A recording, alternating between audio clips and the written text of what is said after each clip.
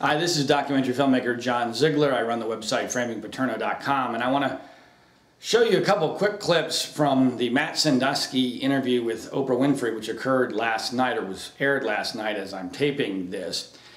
And I want to do so from the perspective of there's really only two clips that you need to watch, because there are only two questions that were remotely legitimate in what was otherwise a remarkable softball interview from Oprah. Just to give you a sense of the culture of just how much Oprah was on Matt Sandusky's side from the beginning. Not only is Oprah an abuse victim herself, but, although I don't believe Matt Sandusky is, to make that clear, but there were numerous people who are supporters of my website and my cause here who were posting an interview that Dottie Sandusky and I did with CNN on Oprah's Facebook page when the discussion of this interview was being previewed. And on every single occasion, those postings were deleted. Now think about that, folks. There was no commentary, nothing, negative towards Matt Sandusky in the commentary of the link. Simply a link to a CNN interview with Matt Sandusky's mother. And it was deleted by the Oprah people on numerous occasions. So it wasn't like it was some sort of a fluke. So this was clearly a softball piece from the beginning, although I have a feeling, and if you watch carefully, I think Oprah has her doubts about Matt Sandusky. And that's why she asks these two questions that I'm going to play for you. Now, before these questions are asked, unfortunately, Oprah does not get into the vast majority of evidence that Matt Sandusky is lying. She mentions that he testified in front of the grand jury that he was not abused, but never asks Matt Sandusky about that. How amazing is that? How do you not ask Matt Sandusky about his only testimony under oath in this case, where he unequivocally says he was never abused by Jerry Sandusky? And this wasn't like it was 10 years ago. This was during the grand jury investigation which led to Jerry Sandusky's arrest. So that alone is amazing. But she also omits maybe the most obvious fact that Matt Sandusky is lying. And that is, or the most obvious evidence, and that is that after Jerry Sandusky got arrested, Matt Sandusky went to court to fight his ex-wife to make sure that his kids were still allowed to see Jerry Sandusky, the man who he now says abused him greatly. And by the way, his story has now dramatically changed from when he first became a victim in this case. I'll get to that shortly. But in what world does it make any sense at all to go to court to fight to have your kids see a guy who you say, or you think, or you know, molested you as a child? It's absurd. This is also the same guy who asked to be adopted by Jerry and Dottie way after the abuse occurred at the age of 18. This is a guy who implies, and Oprah apparently doesn't know the facts of, that his suicide attempt as a teenager was because of abuse. Well, that's balderdash.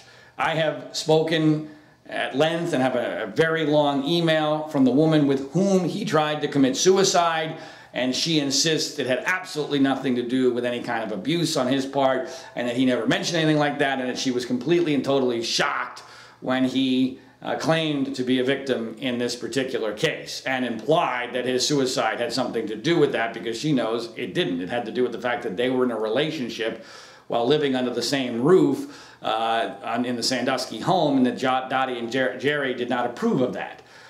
So there were a lot of things that could have easily destroyed Matt Sandusky's credibility, as if he has any, that Oprah completely ignored. But eventually she does get to a couple of interesting points. One is the issue of the money. Of course, Matt Sandusky was paid by Penn State as one of those who settled his case. Now this is really extraordinary because, frankly, it's very obvious that Matt is lying here in the clip you're about to see, because it just goes beyond all common sense, and he's clearly also embracing this life preserver that Oprah is giving to him on the issue of money. She says to him, she suggests to him, and by the way, ironic because I think suggestive questioning is a large part of how this entire case developed the way that it did. She suggests to him, well, you didn't know that Penn State was going to give money when in the middle of the trial you flipped on Jerry. And you'll see this in a second. He says, oh, no, no, no. Well, that's preposterous.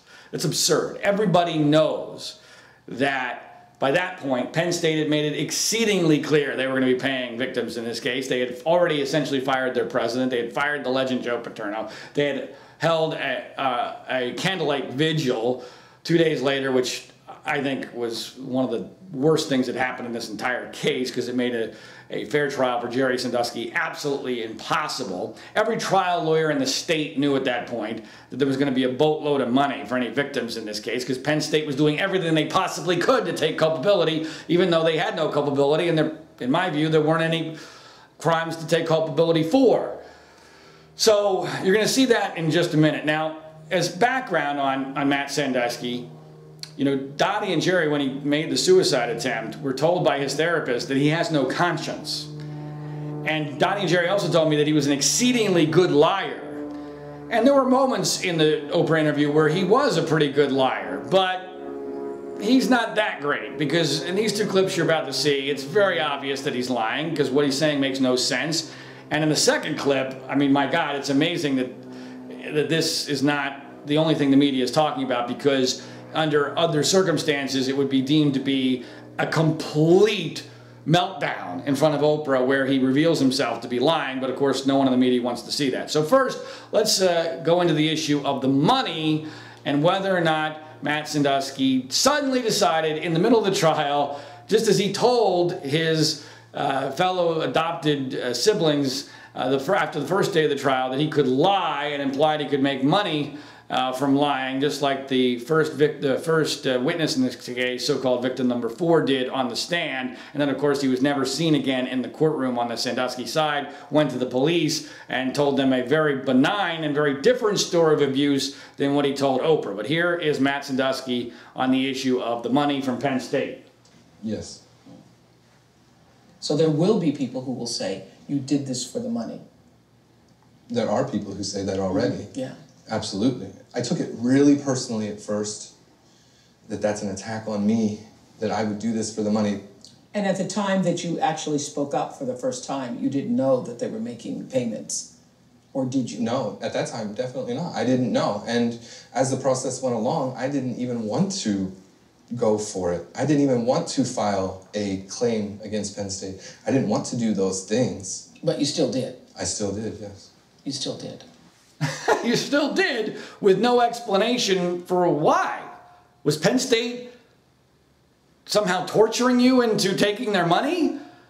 That's ridiculous. I mean, he doesn't even try to give an explanation for why he suddenly did. There are those who believe that his second wife was the person who put him up to it because Matt's business was failing and obviously the Sandusky name was going to be mud. He realized which way the wind was blowing, that Jerry was going to get convicted whether he was innocent or not. And so they made a very good business decision to get on the Penn State settlement bandwagon. The idea, though, as I've already mentioned, that Matt didn't know, as Oprah suggested to him, that Penn State was going to be paying money, flat out ridiculous. Absurd to the point where you know it has to be a lie. You only say that if you're covering for a lie because it's completely ridiculous. And as far as these people who are saying that he took the money and lied, well, who are these people? I mean, I'm saying it publicly, but other than me, no one else is really saying that. Maybe Matt's a little concerned about the fact that his own family members believe that that's what happened. And he tried to get one of those family members to come with him because he didn't want to do it on his own, because he needed support. He needed to make sure he wasn't isolated. Well, that person told him he was crazy and he would never do it because he knew that Jerry was innocent. And, you know, so Matt decides to do it on his own, and he does get paid a lot of money, and there's no explanation for why he suddenly did something he says he didn't want to do. The only explanation is it's a lie. But the most obvious lie here is in this follow-up question from Oprah. where Oprah simply asks, very gently, very reasonably, so how do we know this is the truth? And I want you to evaluate what Matt says here in two ways. One, how he says it. Oh my gosh. If the media wanted to destroy him on this answer, they could reduce him to a puddle.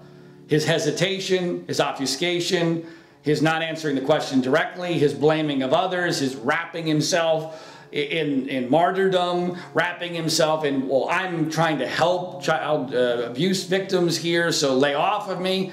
This answer very, very much reminds me of the Lance Armstrong playbook. This is the way Lance Armstrong used to answer questions about his doping, almost to a T. You know, it's been investigated, everyone knows I'm innocent, you know, I hate these attacks on my family, I'm trying to help cancer victims, so lay off me. It's almost to a T, and of course we now know that Lance Armstrong was lying all those years. Although Lance Armstrong was a heck of a lot better at it than Matt Sandusky is here. Because I would venture to tell you that if the media had any interest at all in destroying Matt Sandusky instead of propping him up, and by the way, Dan Wetzel, one of the worst reporters in this entire case for Yahoo, actually uses this answer at the beginning of his column today, supporting Matt Sandusky, saying how courageous he is and how outrageous it is that people are attacking him. Again, who are these people? Other than me. I mean, considering how much Matt whined about it, I think I deserve a raise from $0 to, you know, $0.01, because obviously I'm having a way more impact than I realized, because he was whining all night about being attacked, even though nobody in the mainstream news media is attacking him. And the only people who are attacking him are the people who actually know the facts, people who know him best, and people who know the case. Gee, I wonder why that is. But watch this answer, and I think you're going to see that Matt Sandusky is, in fact, lying. Still did.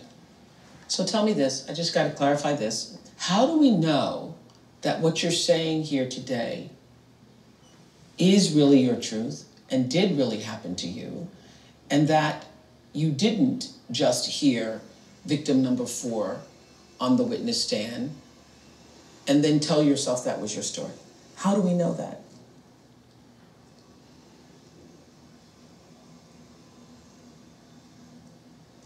I would say my story has been well documented. And if you really want to find out what my story is, and you really can objectively look at it, it's in the records. It's there. It shows it. There were people that knew. There were people that thought, who have made statements to other people. People thought things were happening to me. They thought they walked in on things, but they weren't sure. For me to come here, speak with you, speak on national television, as I said before, knowing that I'm going to be attacked, knowing that my wife and my children will have to pay for that,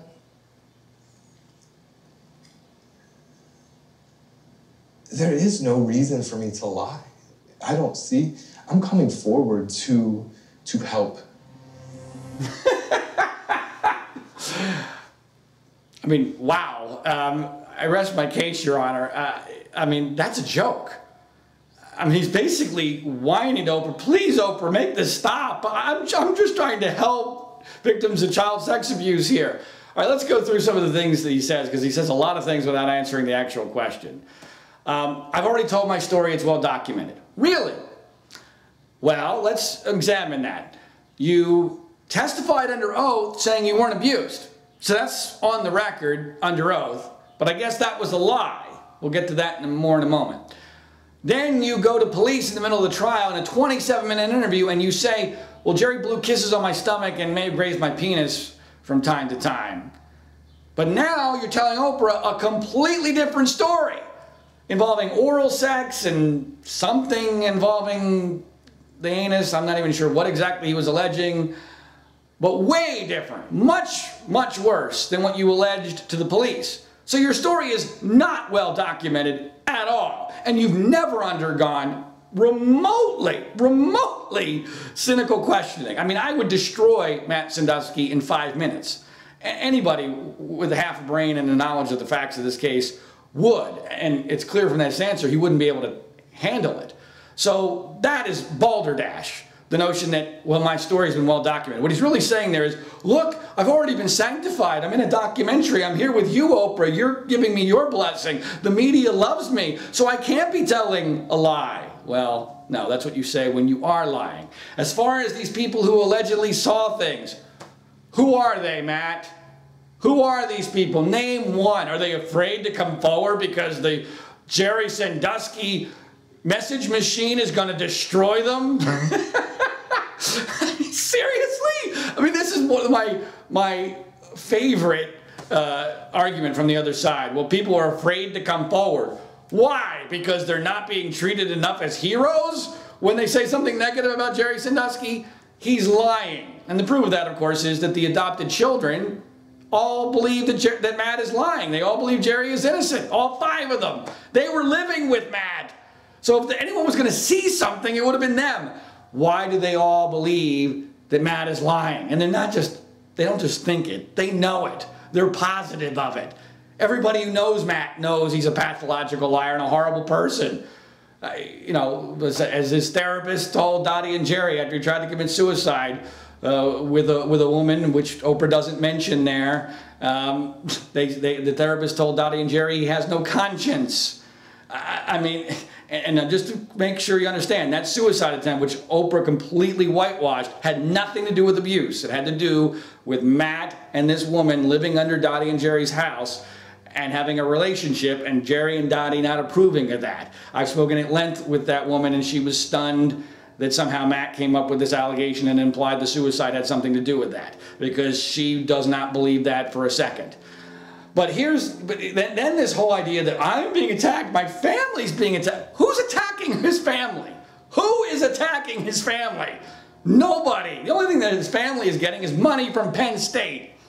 And then, you know, this Lance Armstrong wrapping yourself around the fact that I'm doing good here, to me is the last bastion of scoundrels. That's when you know you're lying. When you have to rely on that, you know you're lying. And in these hilarious words, I have no reason to lie?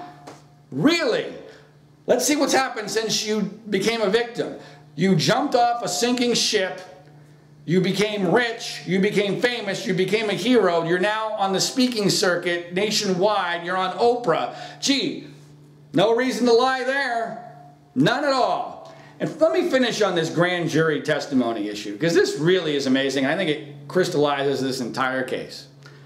Here we have a situation where, in this story, Joe Paterno, a living legend, had his 61-year career and entire life's work destroyed because of 3 words that he used in his grand jury testimony: sexual nature and fondling, which may or may not have been an accurate representation of what he thought he remembered Mike McQuarrie telling him 10 years prior to that. He had his entire life's work destroyed because those words, by the way, were instrumental in putting a supposed pedophile in prison. So you would think he'd be a hero for doing that. But he got destroyed for it. Meanwhile, Matt Sandusky, by his own admission now, perjures himself.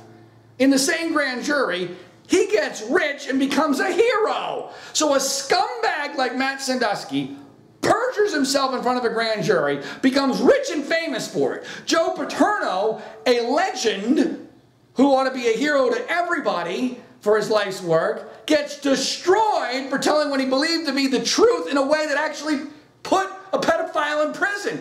And it's important to point out that if Matt Sandusky is telling the truth now, Matt Sandusky prevented or made it more difficult for Jerry Sandusky to be indicted and arrested and put into prison because of his testimony saying that Jerry never abused him.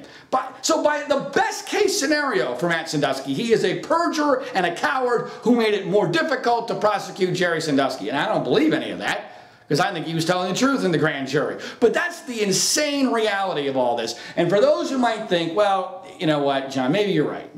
Maybe Matt is lying, but it doesn't really matter because everybody else was telling the truth. There were all these other victims. Hold on a second.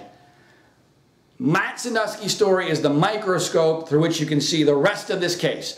Matt Sandusky's story blows apart the myth that accusers in this day and age don't lie for money. See, I think one of the biggest misconceptions in this whole case is that, you know, these rules that we now have, the laws, surrounding sex abuse cases were created during a time period when it was difficult to get people to come forward. There was shame in being a victim. Now you can be a hero and a celebrity for being a victim. Things have completely changed 180.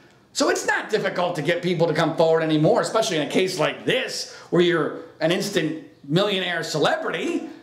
So it blows apart that myth. It blows apart the credibility of the prosecution because they played footsie with Matt Sandusky in the middle of the trial to try and intimidate Jerry Sandusky from not testifying. So if they believe Matt Sandusky, then the prosecution's credibility ought to be destroyed. It blows apart the credibility of the Penn State settlements, which are a total scam in my view.